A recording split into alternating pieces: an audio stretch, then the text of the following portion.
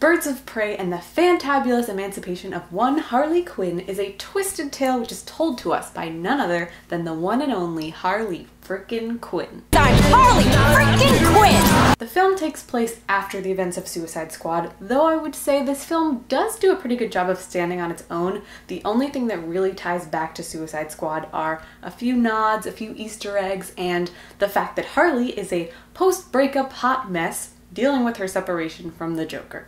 The plot is pretty bleak, to be honest, but essentially Black Mask, played by Ian McGregor, hello there, and his right-hand man Victor Zsasz, played by Chris Messina, are simultaneously looking for Harley, and so is every single crime boss in Gotham, everyone she's ever wronged, which adds up to be a pretty big list because the Joker is no longer around to protect her, so there's just a big fat target on her head. So they're looking for her as well as looking for a young girl named Cassandra Cain. Now, I won't go into details about Cassandra's role in this story, but in the comics, this character does eventually become Batgirl and later Black Bat. But all you fanboys knew that already, right?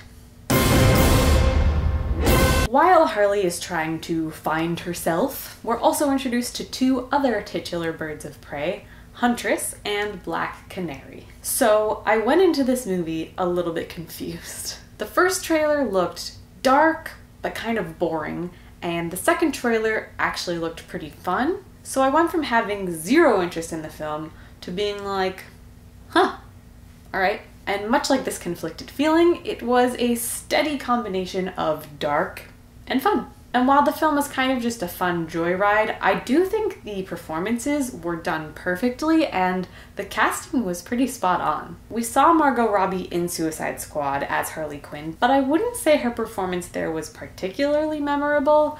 So here, I think she brought something new to the table, and while I was afraid this wouldn't be the case, she honestly was everything that Harley Quinn should be.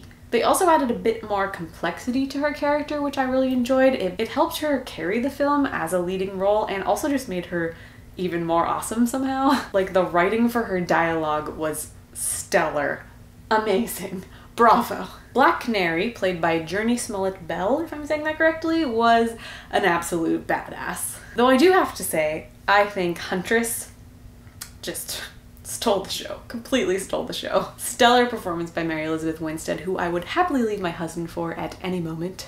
But can we get a movie about her next? Like a Huntress film, please. Starring Mary Elizabeth Winstead. That is a very crucial part of this. She was so good. It was also pretty cool to see Montoya on screen, played by Rosie Perez, nonetheless. The one, the only. Cassandra Cain, I kind of could have lived without, but she's obviously an important character. Obviously, this is probably some kind of setup for her in the future. Hopefully she'll have some character development and some acting classes, assuming this story does continue. Ian McGregor can do no wrong. I don't really need to spend a lot of time gushing over him, but he was spectacular. There was a sort of duality to his performance. We saw him as the classy, cocky, misogynistic club owner, and then we also saw him as Black Mask when he put on the mask and he became this entirely different person. I'll admit he was a little bit too zany comic book villain for me and not as slick as I would have liked, which was just a little bit cliche in my opinion. It sort of reminded me of like a Jim Carrey villain in the 90s or in 2020 in Sonic the Hedgehog, apparently. I'm going to uncover the source of its power. Yeah, hey. But especially in a world where the Joker is the zany one, we need somebody different. We can't have two zany villains this close to each other. It's weird. It doesn't feel right. You need someone fresh, someone suave, someone different from the Joker. He was fun, don't get me wrong, but I felt like the writers were kind of worried about having a Harley Quinn movie without the Joker in it, so they kind of filled that hole with someone very similar to the Joker. So as a villain, I wasn't super impressed with his presence in the story, but he did have some of the best lines, and he was complex and interesting, and at the bare minimum was pretty fun to watch. And that's kind of the energy I got from the whole film.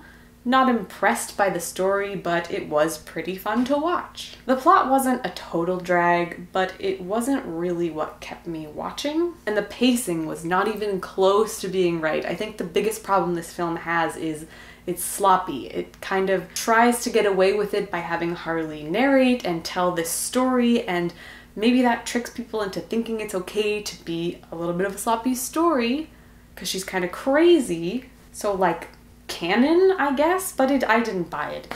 Sloppy.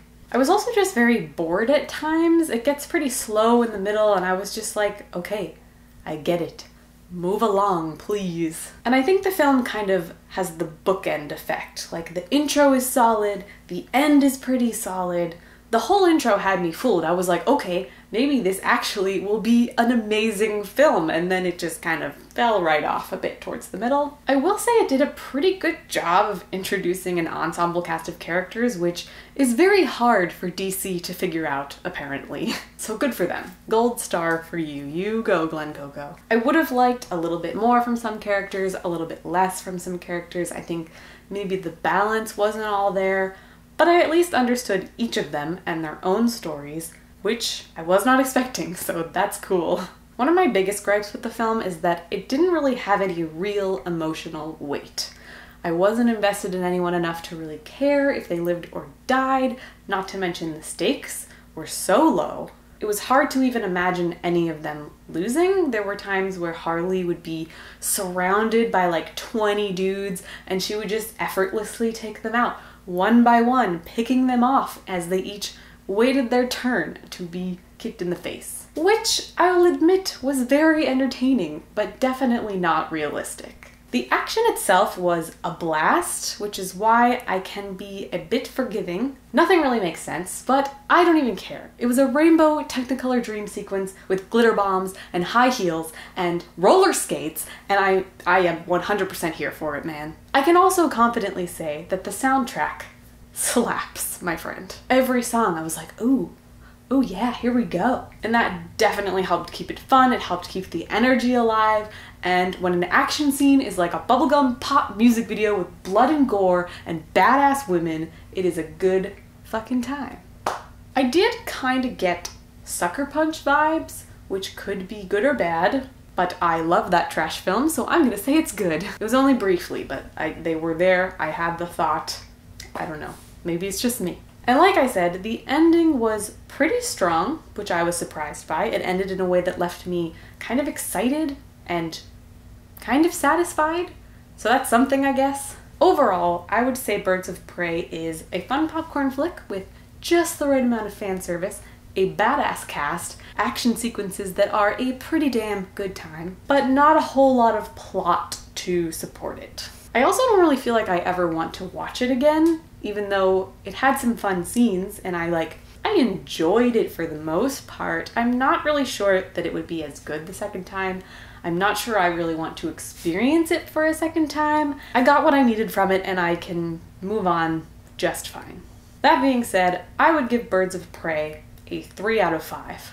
Wasn't terrible, wasn't great, had fun.